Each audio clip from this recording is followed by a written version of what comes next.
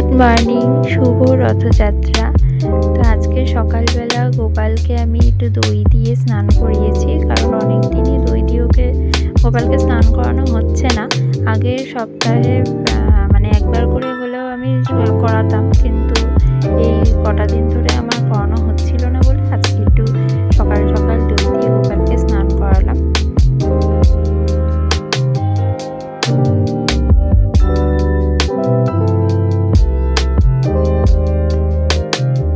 দেখো আমার গোপাল কিন্তু স্নান টান করে একেবারে রেডি।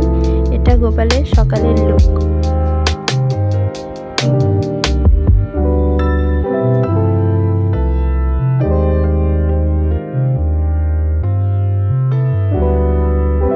গোপালকে পুজো দিয়ে আমি চলে এসেছি রান্নাঘরে। তোজোর পাপা তো বেরিয়ে গেছে অফিস যাওয়ার কথা ছিল না, জানো তো। প্রথমে বলেছিল যাবে, তারপর আমি বললাম যে আজকে আমার খুব চাপ হয়ে যাবে, যদি সম্ভব হয় বাড়িতে থেকে কাজ করতে। কিন্তু তখন কিছু বলেনি দেখে আমি ভেবেছি মনে হয় যাবে না। পরে বলছে না আমি যাব। তো খুব তাড়াহুড়ো করেই আমার সব কাজবাজ সারতে হয়েছে। তো এখন ওর পাপা অফিস চলে গেছে, আর আমি এই ফ্লাক্সে করে তো চা করে রাখি, তোমরা জানো, তাতে আমার গ্যাসও বাঁচে, সময়ও বাঁচে। তো সেই জন্য চা করে রেখেছি, কারণ আমি প্রচণ্ড চা খাই। আর এই যে এখানে তোজোর খাবার করে নিচ্ছি আম দিয়ে, আজকে ছাতু মুড়ি দেবো তাই জন্য। আর একটু দইও দিয়েছিলাম তার মধ্যে, দই একদমই সামান্য দিয়েছিলাম। তো ছাতুটা তো সব দেওয়া হয়ে গেছে, কিন্তু ওই আমটা আর কি একটুখানি ছাঁকনিতে ছেঁকে দিই, না হলে না ওই আসে, ও খেতে পারে না, বমি করে দেয়।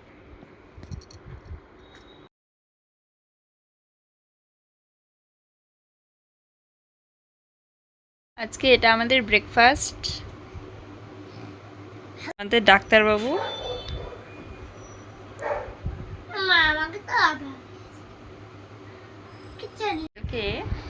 তোজো তো খাটের ওপর টুল নিয়ে খেলে।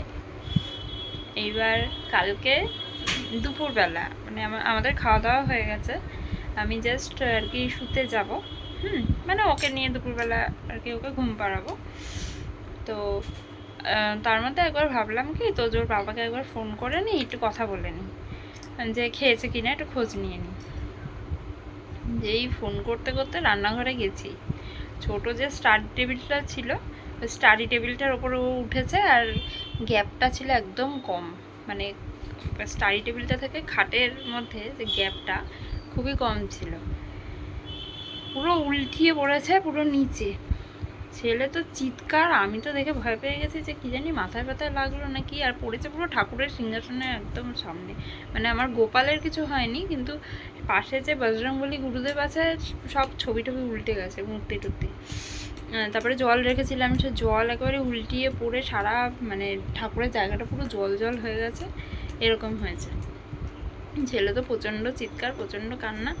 তারপরে সেই ছোটো কাকিমা, মা, পাশের বাড়ির কাকিমা সবাই ছুটে এসেছে ওর কান্না দেখে। তারপরে ওই পাশের বাড়ির কাকিমা একটা বরফের ওই আইস ব্যাগ দিল। ওর এই জায়গাটা লেগেছে, এই জায়গাটা ফুলে গেছিলো, এই জায়গাটা ফুলে গেছিলো। আমার কপাল ভালো যে ওর মাথায় লাগেনি, মাথায় লাগলে খুব ব্যথা পেত। ভেবেছিলাম কালকে ভিডিও দেব, কিন্তু কি ভিডিও দেব, আমার সত্যি বলছি ব্লগ তৈরিই করছিলাম, কিন্তু তারপরে আমার আর মন হলো না।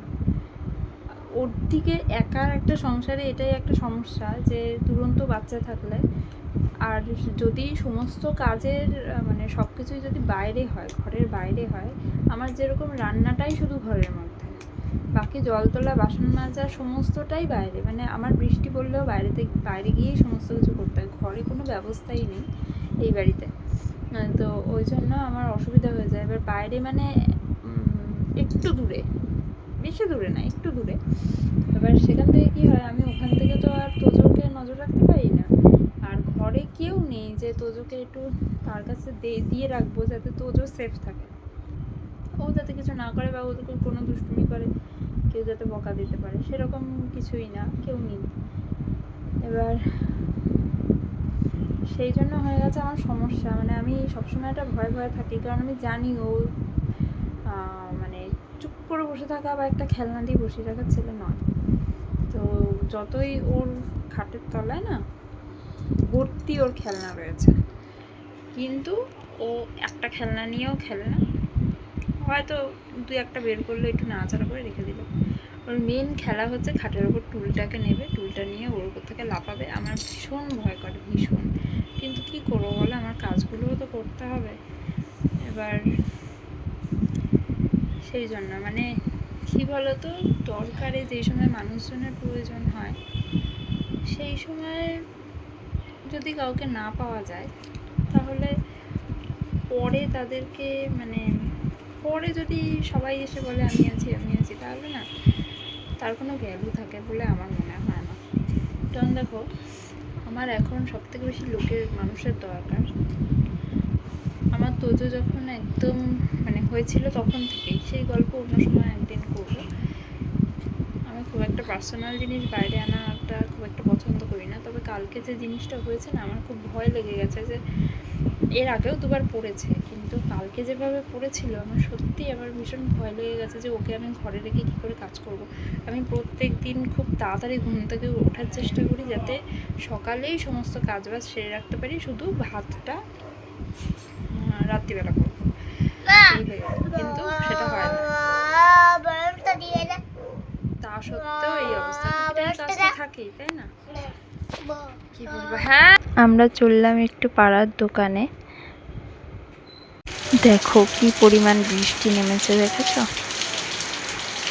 এখন 2:45 বাজে আর আমি রথ আর মালা নিয়ে বসে পড়েছি। এখন আমি তোজোর রথটা সাজাবো। বাইরে প্রচণ্ড বৃষ্টি হচ্ছে, মানে বৃষ্টিটা এই কমতে কমতে আবার এত জোরে বাড়ছে। বাচ্চাগুলো মানে একটু যে রথ টানবে, একটু আনন্দ করবে, সেই আনন্দটা অবধি মানে জানি না করতে পারবে কি না। সবারই একটা মন খারাপ থাকে না, এই রথের দিনটা বাচ্চারাই তো আনন্দ করবে। এবার সারাদিন সুন্দর রোদ উঠলো, ঝিরিঝিরি বৃষ্টি হয়েছে কিন্তু রোদ ছিল। এখন দেখছি যত বেলা বাড়ছে আরও জোরে বৃষ্টি নামছে। জানি না টানতে পারবে কিনা রথ, তাও সাজাই, নাহলে আর কি করবো, ঘরেই টানবে।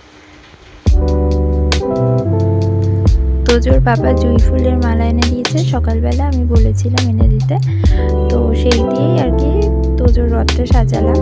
আমি কিন্তু প্রথমবার তোজোর রথ সাজালাম, এর আগের বার আমি সাজাইনি। তো দেখো, এখানে তো জগন্নাথ বলরাম দেব একদম ফিক্সড করা রয়েছে যেহেতু, তাই জন্য আলাদা করে কিনতে হয়নি। সেটাই আর কি ছোট্ট করে একটা মালা বানিয়ে আমি ওনাদের গলায় পরিয়ে দিয়েছি। আর এখানে ইচ্ছে আছে গোপালকেও বসানোর, তো সেরকমভাবেই আর কি সাজিয়েছি। আমি কোনোদিনই এসব কাজ করিনি। আমার এই রথ দেখলে না ছোটবেলায় এখন ভীষণ ছোটবেলার কথা মনে পড়ে যায়। বাবা রথ আনতো, আর বাবার এক পরিচিত বন্ধু ছিল, সে খুব ভালো হাতের কাজ জানতো, সে রথ সাজিয়ে দিত। আর আমি আর ভাই অধীর আগ্রহে বসে বসে দেখতাম, মানে এত সুন্দর সাজাতো বলে বোঝানোর মতো না। সেসব দিন তো চলেই গেছে। আজকে একটু হলেও বাবার কথা মনে পড়ছে, ফ্ল্যাটের কথা মনে পড়ছে, কারণ ওই ফ্ল্যাটের ওইটুকু জায়গার মধ্যেই আমরা রথ টানতাম আমি আর ভাই, আর রথ নিয়ে দৌড়াতাম। আর জগন্নাথকে মুখ থুবড়ে থুবড়ে কতবার যে পড়তো তার ঠিক নেই। আর যখন রথ নিয়ে ঘরে ঢুকতাম তখন যেত চাকা ভেঙে। তাই দেখো রথটার ফাইনাল লুক এরকম। বাইরে বৃষ্টিটা ধরেছে আর তোজোকে নিয়ে আমি বেরিয়ে পড়েছি, আর মা আছে সাথে। তোজো রথ টানছে, কিন্তু বেশিক্ষণ রথ টানতে পারেনি, জানো তো। একজনের রথের চাকার আওয়াজে তোজো এত ভয় পেয়েছে যে রথ উল্টে গোপাল টোপাল সব উল্টে পড়ে গেছে। আমার যে কি খারাপ লাগছে। ওকে বলেছি একটু পোজ দে, আমি ছবি তুলবো। তোজো পোজ দিয়েছে, ভাবছে ছবি তুলছি, কিন্তু আমি তোমাদের দেখাচ্ছি ওর কায়দা, দেখেছ? পোজ দেওয়ার কায়দাটা দেখো, কি পাকা পেকেছে। আমরা তখন কিরম বোকা বোকা ছবি তুলতাম আমাদের সময়, আর এদের কায়দা দেখো। তা তোজো একটু গোপালকে কোলে নিয়েও কিন্তু ছবি তুলেছে। তারপর তোজোকে নিয়ে একটু বড় রথ দেখতে গেলাম। আজকের মতো ভিডিও এই পর্যন্তই। ভালো লাগলে লাইক করে সাবস্ক্রাইব করে টাটা।